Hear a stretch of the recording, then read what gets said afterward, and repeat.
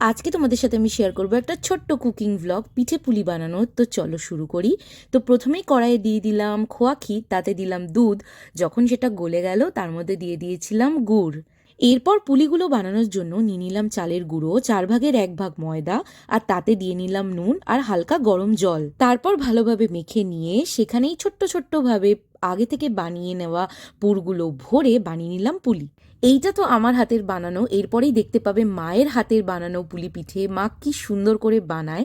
আর প্রত্যেক বছর মকর সংক্রান্তিতে আমি আর মা এরমভাবেই পুলি পিঠে পাটিসাপটা বানাই। আমি পরের দিন পাটিসাপটার রেসিপিটাও তোমাদের সাথে শেয়ার করব।